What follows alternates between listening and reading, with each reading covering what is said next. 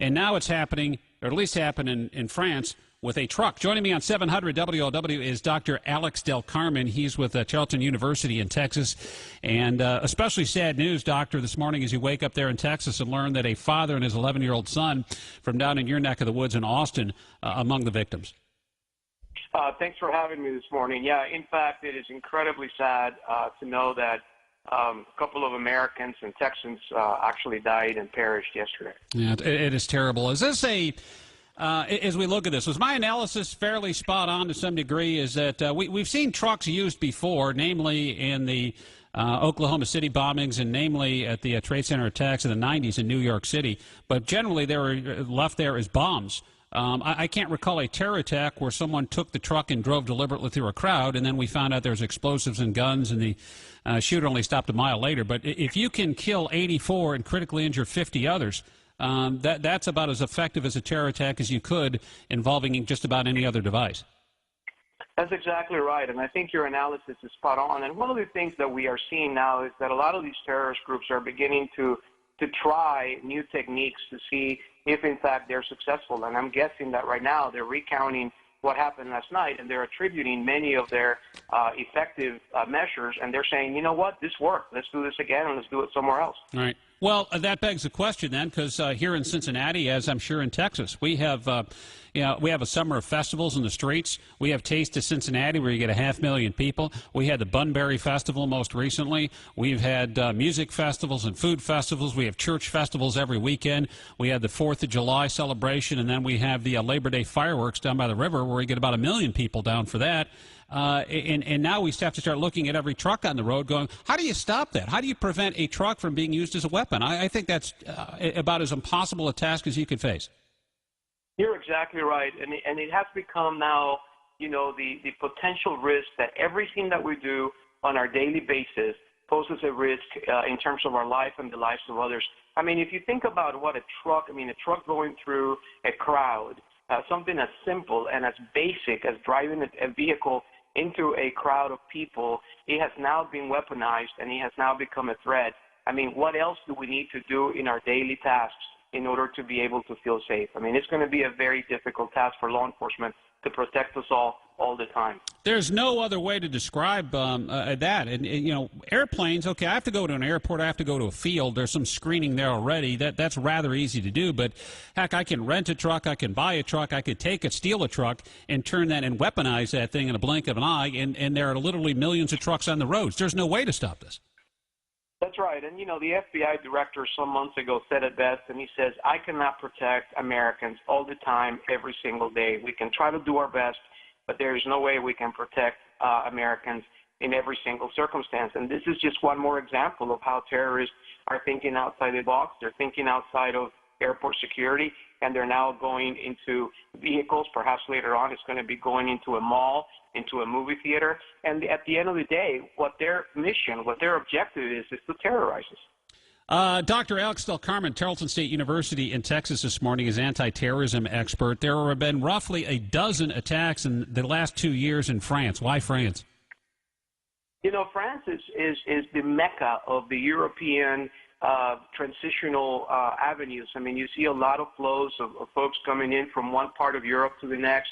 It also has a very liberal policy on immigration. The French have been predominantly very, very, very liberal in their approach to allow folks come in from different parts of the world. And so I think that ISIS has really, really penetrated France deeply and radicalized a great deal of individuals. And unfortunately, they're now paying the price for that. Yeah, and I think that's the case, too.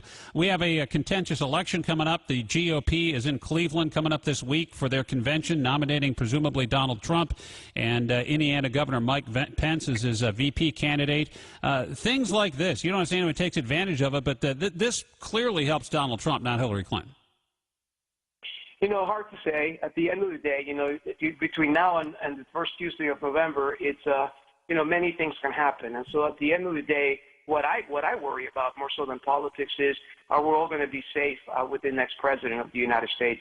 And clearly, that is the question that the American people have to contend with. Yeah, and I think, too, not to drag your political preferences into this, too, is that, I mean, in all honesty, how safe can the president keep us?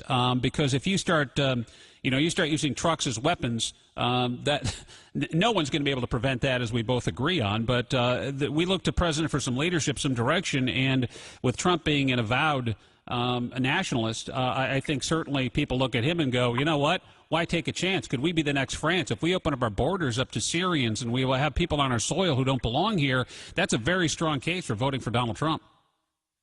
I think that at the end of the day, the Republican Party has done very well when the American people have feared for their safety. Having said that, Trump is not a traditional candidate, and I think there are Republicans that will never vote for Trump. And so it'll be interesting to see how that's going to pan out in November. Dr. Alex Del Carmen with Tarleton State University in Texas. He's an anti-terrorism expert talking about the attacks in Nice and now, 11, 12 attacks in the last couple of years in France. We know now that he is presumably the lone wolf, that he is of Tunisian descent. What's the significance of that?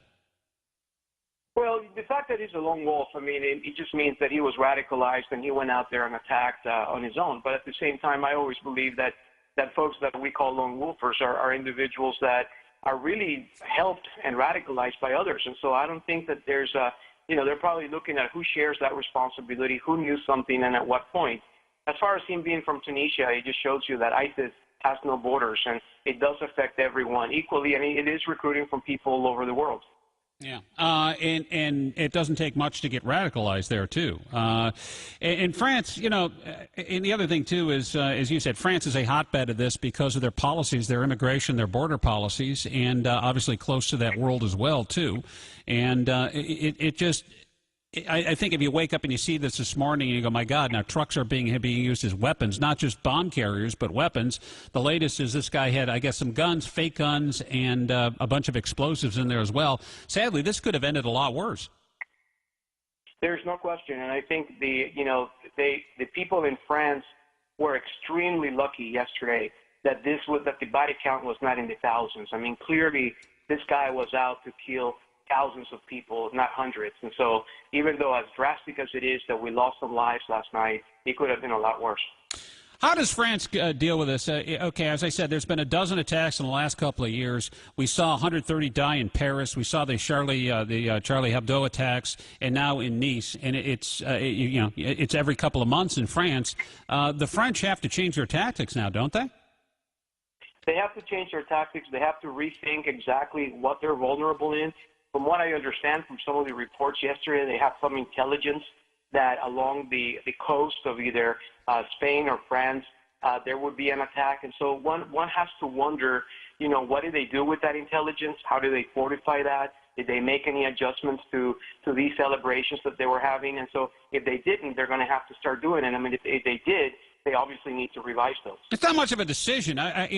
Okay, we're going to start having large assemblies of people together. It just simply flies in the face of freedom, which, of course, we adopted our form of our system here in America, adopted from France, our first ally, for God's sakes. And now you're going, well, you know what, maybe we shouldn't celebrate Bastille Day. That's like coming to America saying, hey, no more 4th of July celebrations, no more Labor Day, no more Memorial Day, no more people getting together in groups of more than 50.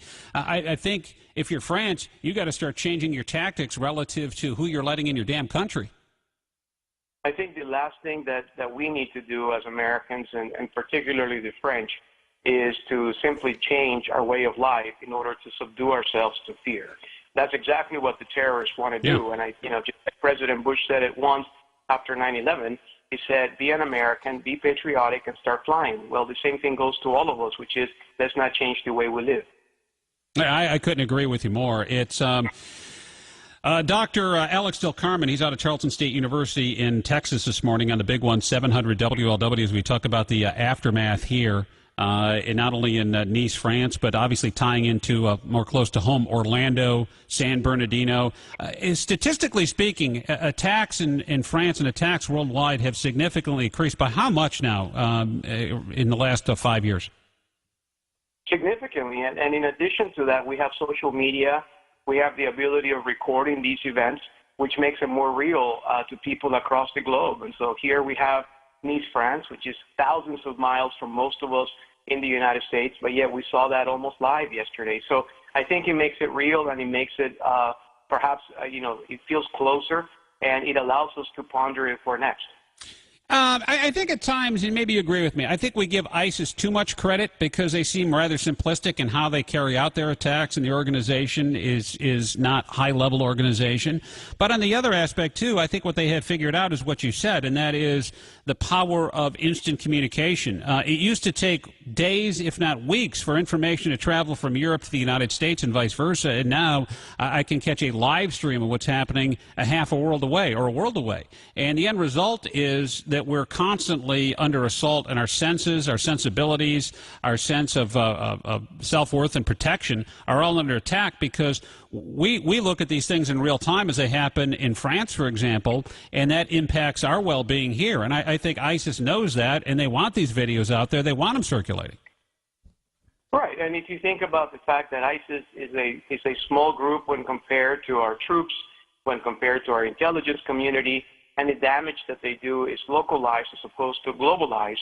Having said all that, at the end of the day, it's hard to tell those victims' families that this was a very small attack, that this was almost insignificant, because we see the loss of human life, we see the tragedy of the suffering of the people that witnessed this, that will never be the same again, that they'll have nightmares, they'll have post-traumatic stress disorder. At the end of the day, it's a human tragedy, whether it's local, whether it's regional, or whether it's global. Death is death. We are now faced with cars and trucks being used as weapons, as we saw in Nice, France. I think it's a difference, an evolution of the war on terror and the terror that we face, because there's nothing more ubiquitous as a truck. They're all over the nation's roadways. How should our strategy here in America change, Dr. Alex Del Carmen? You're an anti-terrorism guy. Tell me how we stop this, or at least try to diminish the threat and the new threats that ISIS poses to us here in America. We have to think outside the box. We have to really begin to think, how can they kill our people? How can they hurt America in the most simplistic ways? And I think we have to rethink how people protest. We have, here in Dallas, we have this tragedy last week that really is beginning to pose a different way of thought as to how we in the law enforcement community are going to be handling protesters. In addition to that, we have to rethink the way we have our parades and whether or not we should have roadblocks, whether or not we should have SWAT around the area of the parade. Unfortunately, it's going to have to allow us to rethink that. Yeah. Dr. Alex Del Carmen in Texas this morning. Thanks again for the time. I appreciate it. Good stuff. Thank you.